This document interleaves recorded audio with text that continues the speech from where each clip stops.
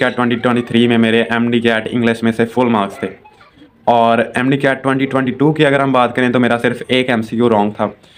और first year English के मेरे पेपर नहीं हुए थे ड्यू टू कोरोना। और 2022 में हमारे एफएससी सेकंड ईयर के जो पेपर हुए थे उसमें से मेरे 100 में से 96 मार्क्स थे इंग्लिश में से। बहुत सारे MD CAT aspirants MD CAT English की वजह से परेशान होते हैं। उन्हें पता नहीं चलता कि एमडी कैट इंग्लिश में हमें क्या चीज़ तैयार करनी है, क्या नहीं तैयार करनी, और ग्रामर के कौन से एमसीक्यू आएंगे, क्योंकि ग्रामर एक बहुत ही ज़्यादा वसी सब्जेक्ट इंग्लिश में माना जाता है। तो उन्हें इस बात की टेंशन होती है कि एमडी कैट में क्या चीज़ पढ़नी चाहिए, ग्रामर कहाँ से तैयार करनी चाहिए, क्या पढ़ना चाहिए। और दूसरे नंबर पे जो बहुत ही ज़्यादा इंपॉर्टेंट बात होती है उन्हें टेंशन में डालती है, वो है एमडी कैट वोकैब। तो ऑनेस्टली आपको एमडी कैट वोकैब के लिए बिल्कुल भी परेशान होने की ज़रूरत नहीं है। आप इजीली स्कोर कर जाओगे अगर आपने ट्रिक्स कुछ सीखी होंगी एमडी कैट वोकैब के लिए। और मैक्सिमम 1 से 2 एमसीक्यू के आते हैं सिनोनिम्स, तो आपको उतना ज़्यादा टाइम अगर फिज़िक्स केमिस्ट्री बायो पे अगर आप लगा दोगे तो वो एक अच्छा तरीका है, बजाय कि आप एमडी कैट वोकैब पे बहुत ज़्यादा टाइम वेस्ट करो और आए ना, या आए तो 1-2 एमसीक्यू हो मैक्सिमम। तो अगर आप उतना ज़्यादा टाइम दूसरी किताबों की प्रेपरेशन में लगाओगे तो ये एक बेटर ऑप्शन है। और ग्रामर बिल्कुल एफएससी के बेसिक कंसेप्ट्स आते हैं। So that's all. Grammar FSc की आती है बिल्कुल बेसिक, और वोकैब के लिए आपको कुछ ट्रिक्स आनी चाहिए। That's all. अभी तो वीडियो सिर्फ 1 मिनट की हुई है, तो क्यों ना हम कुछ बातें इसमें ऐड करें, क्योंकि इससे तो वीडियो का वॉच टाइम जो है वो बहुत ही कम होगा।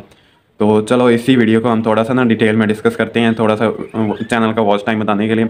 बातें जो बतानी थी वो मैंने बता दी, लेकिन अब चैनल का थोड़ा सा वॉच टाइम का भी ख्याल करते हैं। तो चैनल का वॉच टाइम बढ़ाने के लिए थोड़ी सी वीडियो को और लंबा करते हैं। तो मैं आपको अपने बारे में बताता हूँ। मैंने एमडी कैट 2023 में मेरे एमडी कैट इंग्लिश में से फुल मार्क्स थे। और एमडी कैट 2022 की अगर हम बात करें तो मेरा सिर्फ एक एमसीक्यू रॉन्ग था। और फर्स्ट ईयर इंग्लिश के मेरे पेपर नहीं हुए थे ड्यू टू कोरोना। और 2022 में हमारे एफएससी सेकंड ईयर के जो पेपर हुए थे उसमें से मेरे 100 में से 96 मार्क्स थे इंग्लिश में से। तो ओवरऑल मार्क्स की बात करें तो एमडी कैट इंग्लिश और दूसरे एफएससी मार्क्स की बात करें तो मेरे ओवरऑल बहुत अच्छे मार्क्स थे।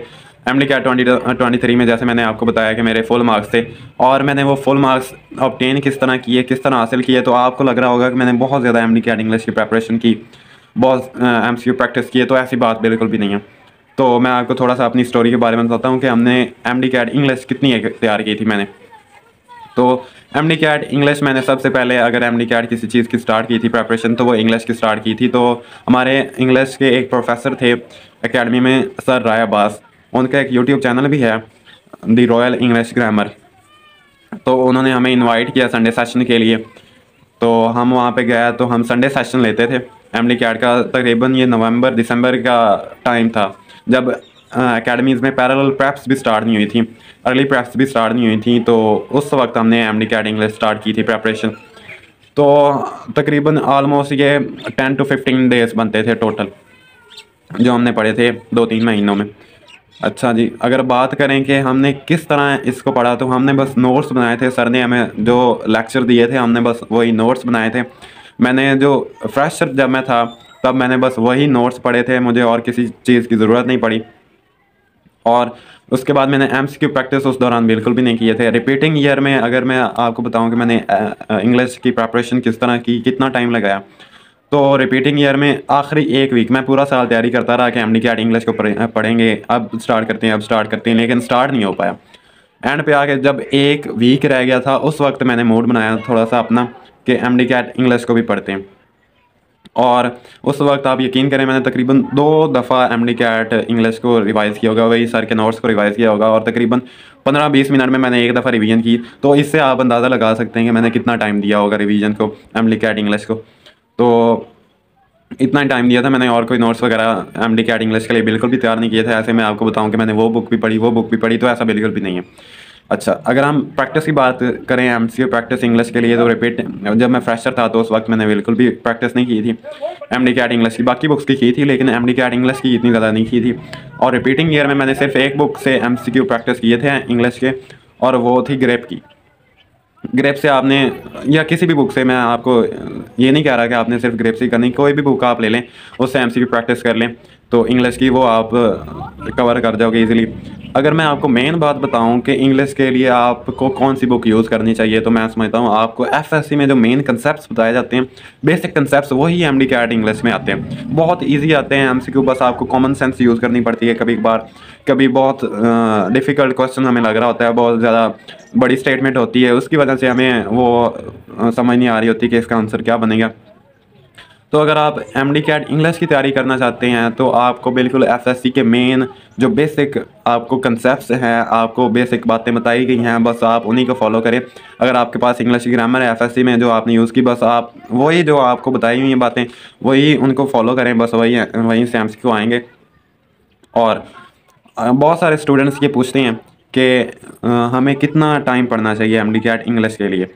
तो एमडी कैट इंग्लिश के लिए अगर आप कंसिस्टेंटली पढ़ना चाहते हैं, मैंने तो आपको अपनी रूटीन बता दी है, लेकिन आप कंसिस्टेंटली अगर आप मुझसे पूछें कि कितनी देर पढ़ना चाहिए, आप हर रोज़ कितना टाइम देना चाहिए आपको, तो आपको आधा घंटा या 45 मिनट्स ये बहुत है एमडी कैट इंग्लिश के लिए, अगर आप रोज़ाना टाइम देना चाहते हैं।